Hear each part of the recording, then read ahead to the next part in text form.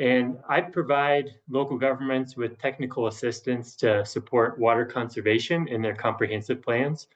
So in this work, I collaborate with other state agencies, NGO partners, researchers, and others to provide that assistance that local governments need based on their context.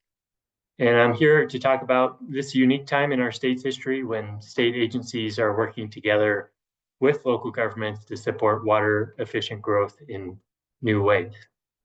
So as you all probably are aware now, there were several different land use and housing laws that were passed in the General Assembly last year.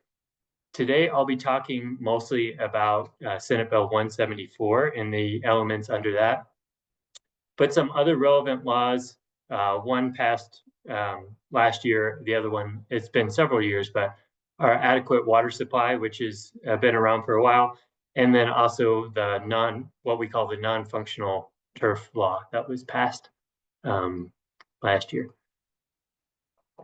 Just a little bit about DOLA's role in water and land use planning. So the Colorado Water Plan recognizes that land use is a key driver for future water demand and supply. And two of the future scenarios analyzed in the Colorado Water Plan are shown here, the cooperative growth and adaptive innovation. And the factors analyzed in all the scenarios include water supply, climate status, social values, agricultural needs, and municipal and industrial needs, which we'll be focused on today. So land use choices help drive these scenarios and their associated impacts. As many of you probably are aware, the water plan does identify a gap between water demand and supply out to 2050.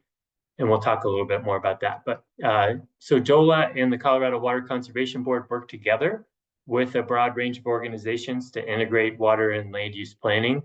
And my position as land use and water planner, I provide that technical assistance to local governments to support that integration. So the current era of water and land use integration in Colorado began in many ways with the Colorado Water and Growth Dialogue. So here's some data from the Water and Growth Dialogue, which showed that per household annual outdoor water use decreases with a move to more compact development patterns. So this means more housing for more people in the same area, with each of those households using less water. So in this way, infill development in transit-oriented communities, neighborhood centers, is water efficient growth.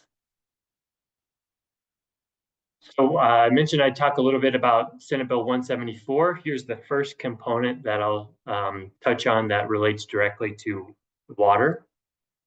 And that's the housing needs assessment. So in Senate Bill 174, DOLA was directed to include in our guidance a method for local governments and regional organizations to estimate water supply needs using per capita demand estimates. So DOLA consulted with the Colorado Water Conservation Board, and we set forth 3 different options that can be used to calculate water supply needs. And that's in addition, there's 2 in addition to that kind of per capita demand. So we see this housing-based water supply needs calculation as a high-level first step in assessing the magnitude and range of needs. And we really encourage an estimated range that includes the impact of water conservation efforts. Then we see comprehensive plans, which I'll talk about in just a minute, and updates to comprehensive plans as a natural follow-up step to this more high-level analysis. So water supply elements and comprehensive plans allow communities to take a broader look at water supply demands from a variety of land use types in the context of existing and planned supply, as well as community goals for future development. So if you have questions on that, if you're looking for resources, feel free to reach out to me. One tool I'm highlighting here for those communities that have a deep interest in water supply and land use connections is the Polaris tool that was developed by Colorado State University, which is a land use-based calculation of water demand. And that's freely available, and there's some technical assistance available right now from Colorado State University to help with that. Okay, next element of Senate Bill 174 that I'll talk about are the new requirements for comprehensive plans. And just a warning, the next slide, there's a lot on it, but I'll focus on only the bold pieces. So this is more for awareness for you all. There are several new comprehensive plan requirements from Senate Bill 174. The only existing requirement was really for the comprehensive plan itself was a recreation and tourism element. Now there's a consideration of specific reports and plans, also a narrative description of the procedure, a strategic growth element, housing action plan once that's ready to include, and then 3-mile plans as well. So in bold are the water supply element pieces, and these are required to be completed by December 31st of 2026. Now, if you have a plan within the last 5 years that fits this bill, then you're good to go. But the water supply elements requires consultation and coordination with local water providers, including water conservation policies, and estimating a range of water supplies and facilities needed to support the potential public and private development described in the comprehensive plan. So think about your future land use map, what it might take to supply that, and the kind of the range of needs. We have a variety of different resources, and we're working hard to develop more and more streamlined and consolidated resources as well. But right now, what's available to you all is we have a page in the DOLA website for comprehensive plans. Also, I maintain a page for water and land use integration for local governments. There's a fact sheet on there, tips to implement state statute, and that's a great guide for water supply elements. Also, 3-mile plan overview, and we have some preliminary guidance that we're hoping to complete by the end of the year around strategic growth elements. In early 2026, we'll have additional guidance with the help of a couple consultants for strategic growth and, again, fleshing out that water supply element guidance. Just a quick example here for those of you who are wondering, what might this look like? The Evans Comprehensive Plan was updated, I believe, in 2022, and it won the Colorado APA Award, the Merit Award for the Growing Water Smart section. So this is a good one to look at. Has some great displays, starting with demographic trends, but also including a whole section on, or a whole element on water conservation plan with an action plan associated with it. There's many more examples. Many of you probably have your own. And if you love your plan and think it's a good example, feel free to share it with me. I'll keep moving quickly here because I know I have relatively limited time, but I also wanted to touch real quickly on adequate water supply because it is really important for our state, in particular for counties, but also for municipalities. So Colorado local governments have the enabling authority to decide how they grow, and also the sole discretion to determine whether water supplies are adequate to support new development. So at the local level, that's quite a bit of responsibility.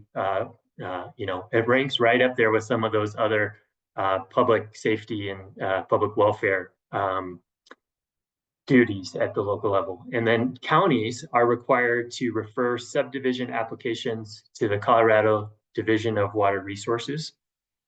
And then DOLA's Template Land Development Code, which some of you may be familiar with, provides an optional framework to assess the adequacy, reliability, and safety of water supply in new development. So there, as you may know, there are 2 different versions, a streamlined version of the Template Land Development Code and a more robust version for those looking for additional resources and language. There's a county version and a municipal version of each of those. And then within the Template Land Development Code, there is a section specifically on adequate, reliable, and safe water supply that's worth taking a look at. And then I also noted here, I won't spend much time talking about it, but many folks, including Broomfield, by the way, who's done a great job at updating their landscaping code, are interested in updating landscaping codes for water efficiency. And so there is a section on there that should be compliant with recent legislation around non-functional turf and so forth. So that's another one worth taking a look at. And then real briefly, I'm going to start to pull it all together here from what I mentioned, pulling in some other factors as well. Many people have asked me and others, how does all this fit together? How does the legislation kind of fit together as a whole? And this is honestly my personal take. So this is not DOLA guidance yet, but I think it gives you a sense of at least where my head is at on water and land use integration. But so given these laws that were passed in 2024, we can potentially think about it this way. So a housing needs assessment identifies how much and what type of housing is needed for whom and at what price levels. So given that need, the strategic growth element analyses, and then optionally, the state's criteria for designating neighborhood centers can inform an analysis of development options and scenarios in the strategic growth element. Then you can take that strategic growth element, which can inform the range of water supplies and facilities needed to support the potential public and private development described in the comprehensive plan. So that's a great basis because, growth will vary in water use depending on if it's multifamily growth, as we talked about, single family growth, large lawns, it'll make a difference. And then this range can be further informed by water conservation policies, which are now required in comprehensive plans, such as local landscaping requirements and/or a water adequacy policy. And those together can form that water supply element, which can be developed in consultation with your water provider in a comprehensive plan. So hopefully that helps at least generate some ideas. You might be thinking, well, we do it a little bit differently, but maybe that gets your brain going on some integration.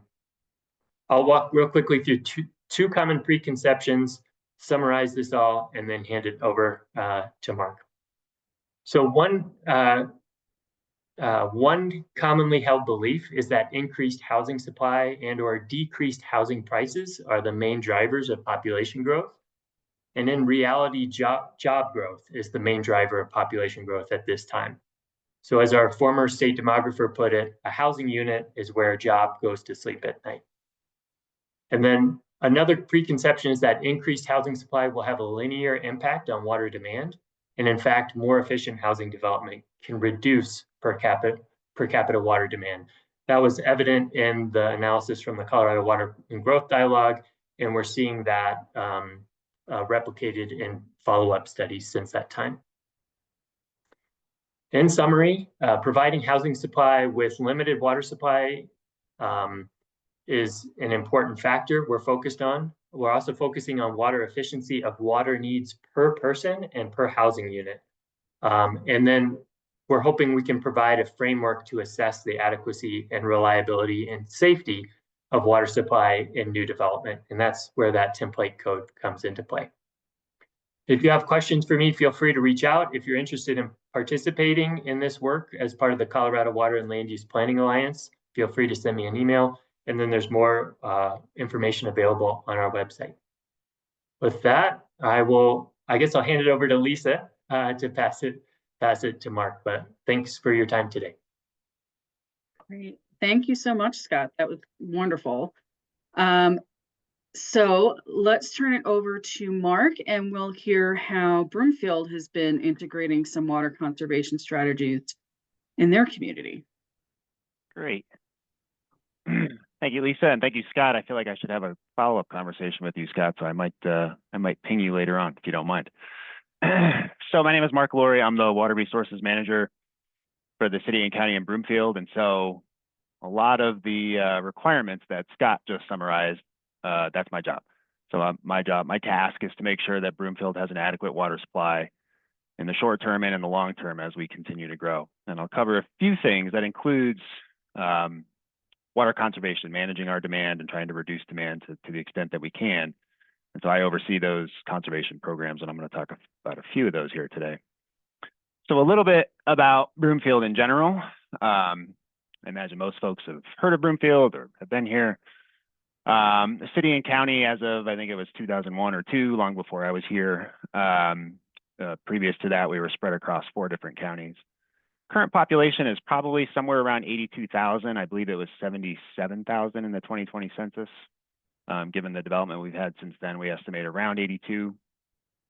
Our planners and economic development folks are projecting a build-out population about 120,000, so a pretty substantial amount of growth that's currently projected for somewhere around 2050.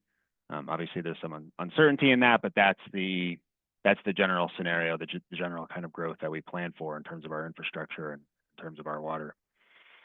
The map on the right is from our comprehensive plan, which I believe is in some stage of renewing at this time, but that's from 2016.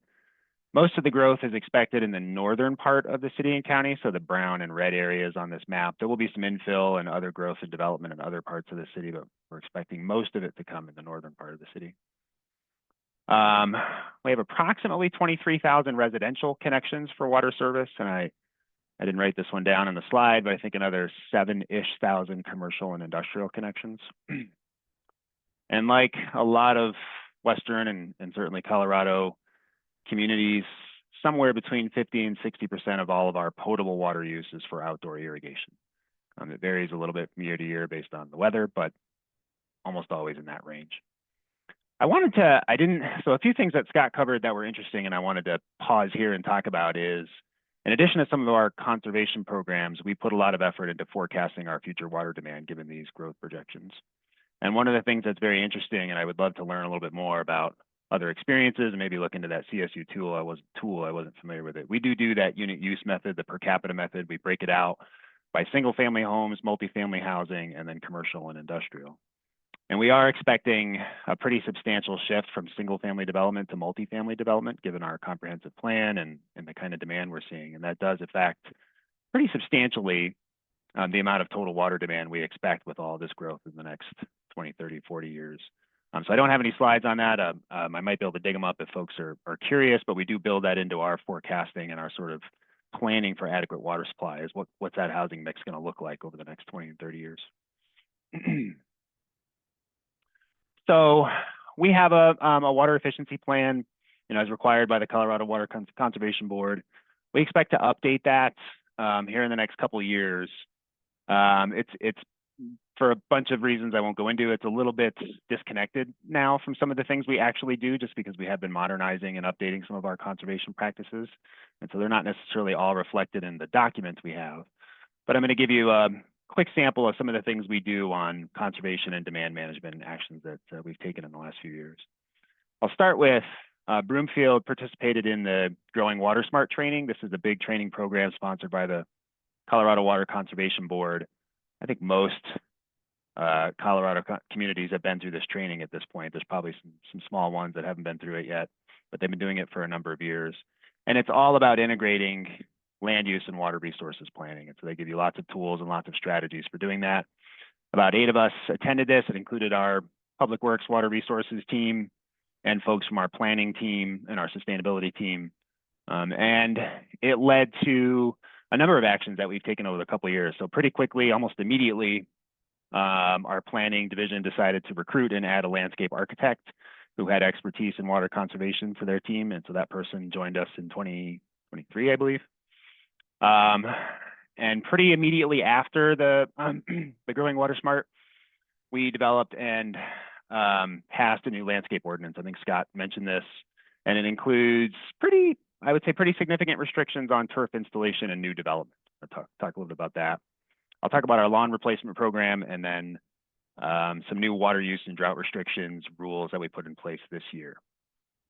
And I guess just, the picture, pretty typical Colorado community, that is our Anthem development in the northern part of Broomfield, built here in the last 15 years or so.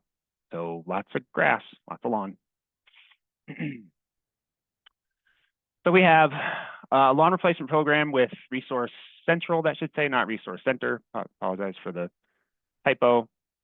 Resource Central is an organization in Boulder. I imagine some folks on this meeting are familiar with them.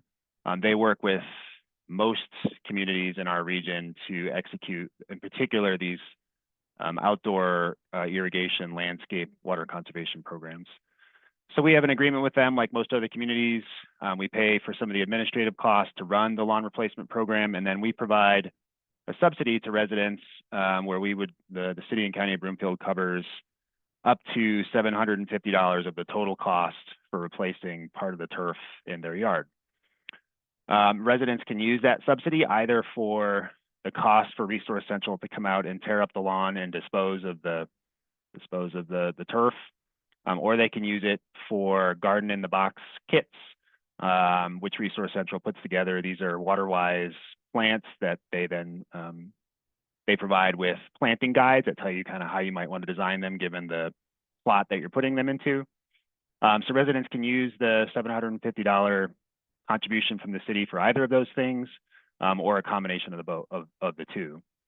So some residents elect to have the lawn removed themselves, either with a contractor or DIY, and then they can use the money just for the garden kits to change their landscaping. It's pretty easy for a resident. I actually did this a few years ago. Resource Central comes out and measures the plot. They give you a cost. You know what part of that cost Broomfield's going to pay. They schedule you. They come out. They tear it up. They dispose of the spoils, and they leave you your garden kits to plant. Which that part you do have to do DIY. So since 2022, we've removed, just through the residential program, about 107,000 square feet of lawn. That is a drop in the bucket, so to speak, in terms of all the lawn in Broomfield, but it's nice progress. We've also removed others through large property turf replacement that I'm not going to cover here. That's more about HOAs and corporate campuses and such. We've done some of those lawn replacements as well. So the landscape ordinance that we passed in 2023 and that went into effect last year. I was, sort of on the edge of this. This was led by our planning folks and the landscape architect I mentioned earlier. We relied pretty heavily on, I would say, a couple of different supports. One was looking at Aurora and Thornton's landscape code as examples that we could base our code on. We got a lot of support from Western Resource Advocates. They were absolutely, and Water Now Alliance. They were very critical in terms of providing examples and helping us review drafts and improve drafts to get to the finish line on this. The applicability is all new development and major redevelopment. So pretty much anything new that's coming into the community. And this is going to have a big impact given all that growth we were talking about. So all of the new development that's coming in now will be subject to these new requirements. The restrictions are 75% of total landscaped area must be landscaped with living plant material, and turf grass cannot exceed 30% of the total landscaped area. This doesn't apply to backyards, so it's about front yards and visible side yards. So we left backyards sort of unregulated, I guess you could say.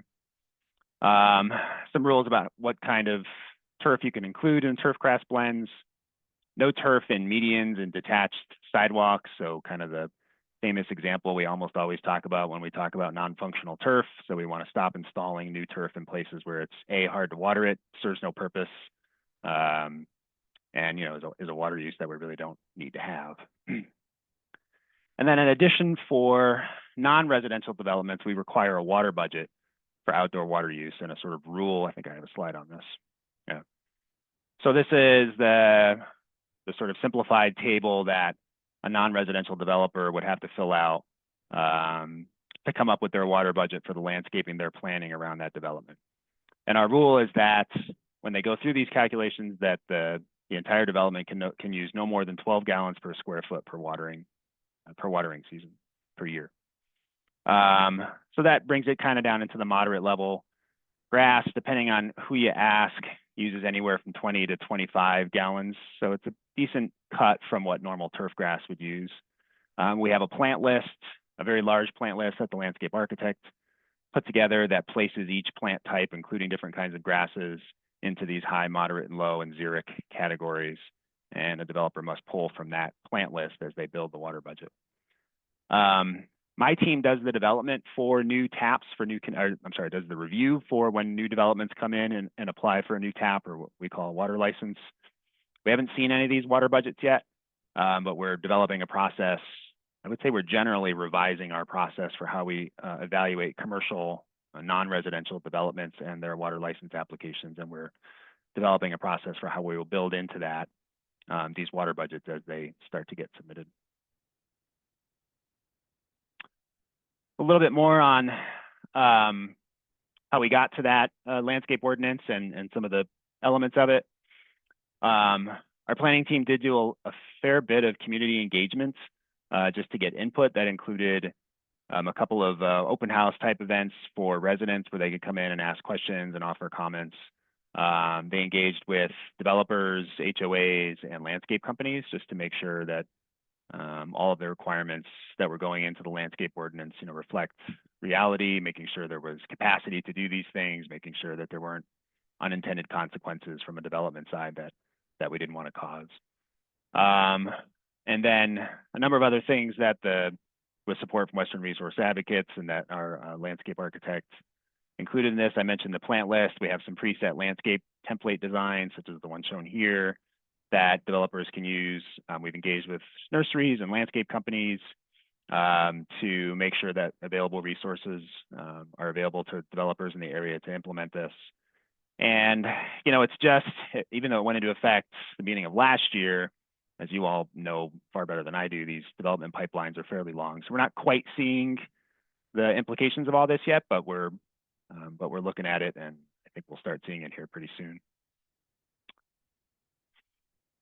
So the last element I wanted to talk about is just this year. So starting in 2022, we decided that we needed to put a lot of effort into our drought preparedness planning for the city and county of Broomfield. So that involved both doing a drought vulnerability analysis, which is kind of a living analysis. We're continuing to refine that and figure out ways to better understand our drought risks. To put in place a new drought response plan, which includes all of the procedures that we would follow when we're in an actual drought where we feel like we don't have adequate water supply to meet our unrestricted or normal demands. All the things we would do, from communications to enforcement to outreach, coordinating with neighboring communities, all that stuff. And that also led to updated rules for water use, both during non-drought times and during official declared droughts by the city council. That ordinance went into effect on January 1st.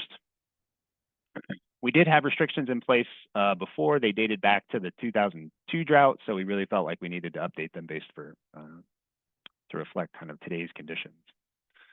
I'm not going to talk too much about the requirements in that new ordinance and the new code for drought times, but I did want to talk a little bit about some of the rules for sort of normal conditions. So we followed the example of other communities and put in place kind of a standard irrigation schedule, which is not something that we had before. And so we made it required that all turf irrigation has to be no more than 3 times per week. This includes residents, commercial areas, and including areas on our reuse system. So irrigate no more than 3 times per week. We debated, and I'm not sure yet how we'll end up feeling about this, but we did decide to, as many people do during drought times, assign specific days of irrigation to even and odd addresses. So I think I have this right. I might have it backwards. Even addresses are supposed to water Monday, Wednesday, Friday. Odd addresses water on Tuesday, Thursday, Saturday. We limit irrigation to between 6 p.m. and 10 a.m., something we never required before, but it's very much a standard practice. I mean, in no sense having sprinklers blowing water into the hot, dry wind at 2 in the afternoon when most of it's going to be evaporated. And then on our reuse, our water reclamation system, which irrigates a lot of parks and common areas, for a variety of reasons, we decided to limit that to April 1st through November 30th. So customers on that system can't use it to irrigate before April 1st, and they must stop irrigating by November 30th. It's a little bit about sort of water rights and water resources efficiency, but it's also, as our climate continues to warm and we're seeing more people wanting to water earlier in the year as well as water later into the year, that becomes a problem for that system in particular. So we decided to limit that season from April 1st through November 30th. We were seeing people and still are seeing people wanting to water as early as February. So this just went into effect this year, and we expect that there's going to be some lessons from this, things that we didn't think about or things that we didn't do as well as we would have liked. And so we do expect to propose some changes to this code that we'll bring to our city council early in 2026 for implementation in 2026. And so we've already gotten one of those lessons. I got a call from a resident just a couple weeks ago about installing new sod. And when you install new sod, you need to water it pretty much every day for a few weeks to get it established. And technically, We have exceptions for new sod and seed in the parts of this code that deal with drought conditions, but we did not include an exception for normal times. Just a little bit of an oversight, I would say, really. So we'll, he wanted to know if he would be in violation, and we dealt with that from a legal standpoint and found a way for him to be able to do that and not be in violation of the code. But that's something that we'll add next year, just as a lesson. And there's a couple other things that we're seeing already, and we expect that we'll see more as the year goes on. I think that's pretty much everything I wanted to cover. They're both based on what I've heard from Scott and other things. There are a few other ideas bouncing in my head, but those are the slides I have, and those are the things I plan to cover. So if there are questions, I might be able to address other things, but I'll wrap it up there. All right, thank you both so much. So we're going to open it up to questions now, and we'll start with the ones that are in the chat, and then if you have other questions, feel free to add those to the chat, or just raise your hand and we'll go through those. The first one we have is from Elizabeth Loomis, and I think this is for Mark. How many households have participated since 2022 in the turf replacement program? I don't have that exact number at my fingertips. It is something like 150, give or take. I know it's been in the 40 to maybe 60 per year, varying a little bit based on the size of each project.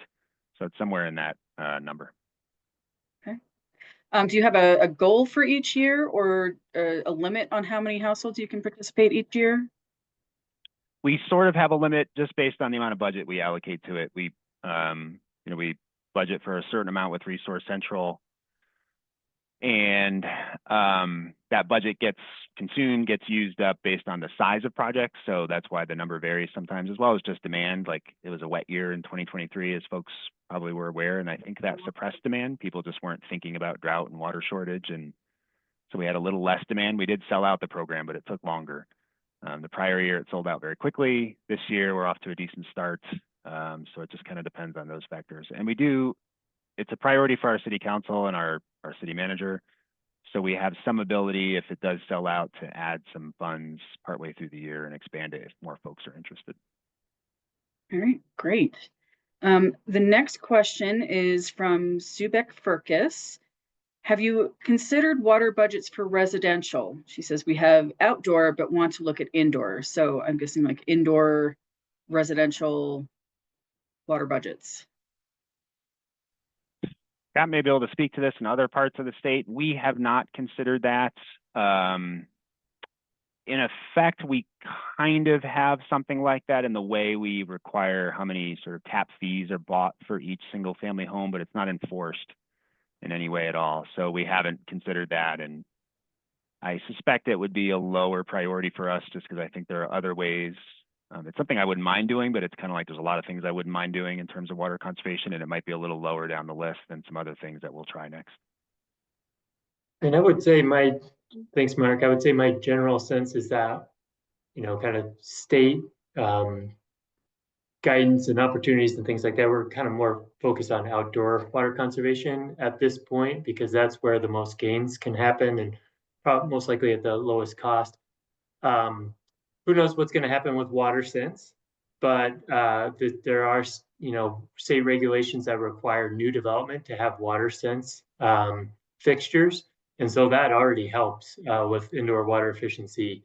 And as Mark mentioned, having a conservation-oriented tap fee that takes into account water saving fixtures and appliances can be a great way to, kind of build that water savings into the front end. Whether that needs to be followed up with a water budget or not, again, you think about your cost benefit trade-off and how detailed you want to be monitoring water use indoors. Great, thank you both. The next question in the chat is from MJ Adams. Is there anyone looking at the cost of water, raw water costs, for new development and how that may be impacting cost of new unit development? Yeah, I'm not sure about Mark's experience with this, but I think certainly a lot of people, particularly I would say in northern Colorado, where the cost of Colorado Big Thompson project shares continues to increase. There are data. Now I'm trying to remember the group that I've seen. I'll post a webinar in the chat that's probably maybe 3 years old at this point, but definitely there is a connection there between the cost of water, also cost of materials, other things factor in, of course, but it is a factor. And I will say that because of that, water dedication requirements and how much water you are requiring a developer to bring to a project has an influence on the cost of housing. It also has a influence more broadly on the cost of water because higher water dedication requirements create more competition for limited water supplies. So just some things to keep in mind. And I love the work that's going on regionally in northern Colorado where people are starting to put their heads together on this and come up with some solutions. So I will try to find that webinar. All right. And then we had a question in the Q&A that was posted. Do you know, I think this is for Mark. Do you know the approximate cost for a homeowner to remove their turf? And obviously this will be varied on size, but just sort of like a general cost estimate, I guess. I don't remember that number offhand. There was a study funded by CWCB. I believe it was CWCB. Excuse me, BBC Research did this a couple of years ago. It's $2 or $3 a square foot. Maybe Scott has that number. It's somewhere in that ballpark. And then what you'll typically see is subsidies like Broomfields typically equate to about $1.25 to maybe $1.50 per square foot of that cost, depending on the size of the project, of course. All right, and then we have another question for Scott from Melanie Ward. What is the timeline for guidance to local governments for updating comprehensive plans per 174?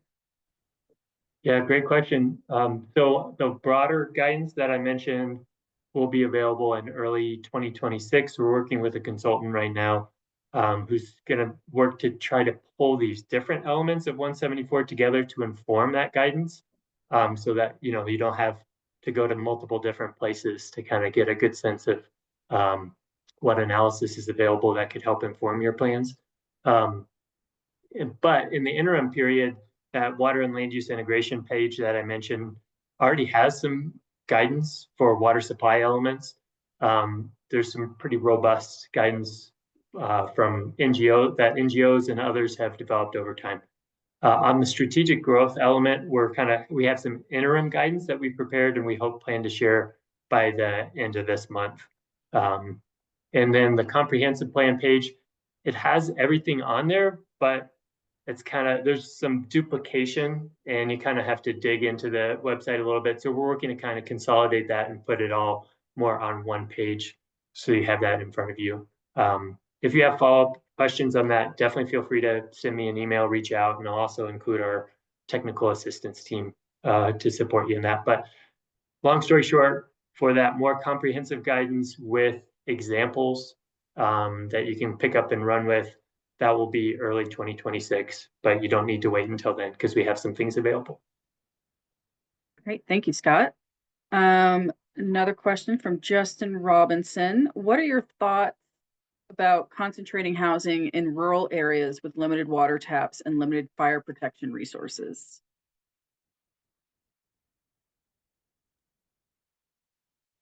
Great question. I'm guessing this kind of gets to the question of kind of cluster development, which is a best practice in rural areas for protecting natural resources, including in some cases water supplies and water quality.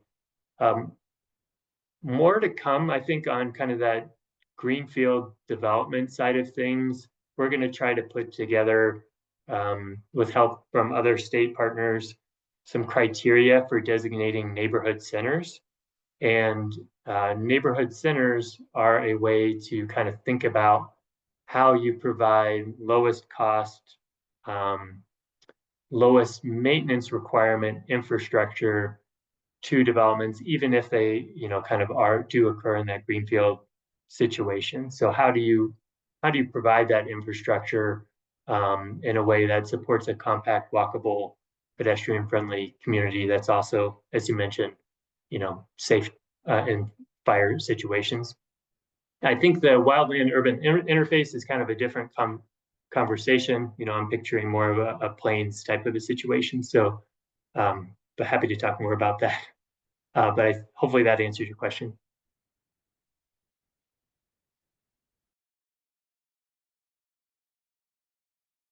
Are there any other questions? I think we've got through all of the ones in the chat and the Q&A. So if anybody else has questions, feel free to unmute yourself and just jump in.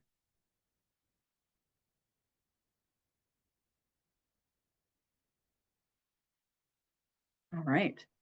Well, we are at 9:50, so we can wrap up here. So just as a reminder, we have our next housing peer exchange on April 17th, and we'll be talking about modular and offsite construction. We'll have our DOLA Deputy Director, Mo Miskell, talking about some of the recent guidelines for that. And Gunnison County will be sharing what they have been doing with modular construction. They're just opening up their newest modular apartment complex in April. So excited to see that. Otherwise, thank you all so much for joining us today. We always appreciate your attendance with us and asking all these great questions. Thank you very much to Scott and Mark for speaking with us today and sharing your insight and knowledge. And we'll see you all next month. Thank you all so much. Thank you all.